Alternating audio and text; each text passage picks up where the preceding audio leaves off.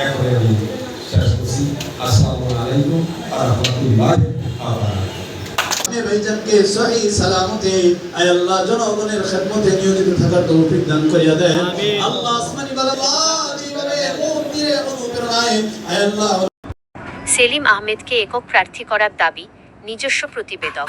আসন্ন কায়েতপাড়া ইউনিয়ন পরিষদ নির্বাচনকে সামনে রেখে আলোচনা ও মতবিনিময় সভা অনুষ্ঠিত হয়েছে।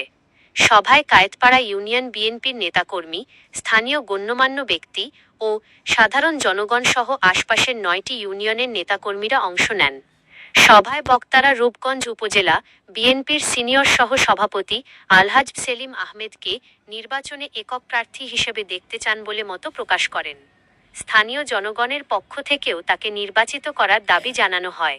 প্রধান অতিথির বক্তব্যে সেলিম আহমেদ বলেন, দীর্ঘ 55 বছর ধরে তিনি রাজনীতির সঙ্গে সম্পৃক্ত এবং সততা ও নিষ্ঠার সঙ্গে রাজনীতি করে এসেছেন।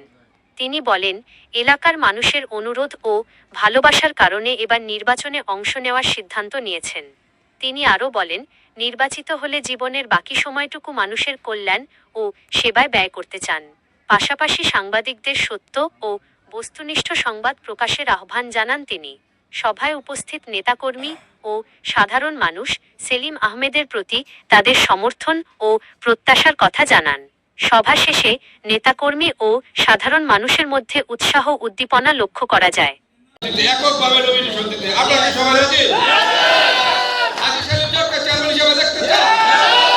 ইনশাআল্লাহ আপনারা পাশে থাকলে যত লোক আসুক আমরা তাদের পরোয়া করি না। যা কিছু লাগে, যা কিছু আপনার সমস্ত কিছু আমরা বলবো। আমরা নওরাবাসী আছি, আপনারা যদি আমাদের পাশে থাকেন আমরা সমস্ত কিছু দিয়ে আপনাদের সহযোগিতা করব। আমরা কোনোদিন নওরাবাসী পিছিয়ে হটি নাই, হটবো না। নওরা যেমন বিএনপির কাছে সব সময় থাকবে। আজি সেলিম যতদিন আছে, আজি সেলিমের উত্তরসূরি হিসেবে আমরা বলতে চাই সমস্ত কিছু করব। আর কিছু বলবো না, এই বলে আমার বক্তব্য শেষ করলাম। বাংলাদেশ জিন্দাবাদ, বাংলাদেশ জাতীয়তাবাদী দল জিন্দাবাদ। তার কাছে ভালো থাকবো না। দেশের কোনো প্রসঙ্গ উঠলে বা কোনো সুযোগ পাইলে আপনার অন্তত বলতে হবে যে আমাদের ইউনিয়নটা অন্তত একটু বিবেক বিবেচনা করলে ওনাকে আপনারা অন্তত আমাদের নির্বাচিত আমাদের নমিনেশনটা দিন, তাকে আপনি সম্মতি দিলেন, আমরা উঠে পড়ে চেষ্টা করব যাতে আমরা কামিয়াব হই।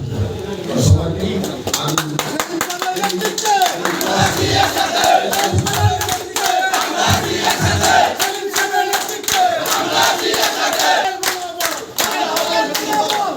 আমি দীর্ঘ সময় অনেক কষ্ট এই সময়টা এইখানে অতিবাহিত করছেন।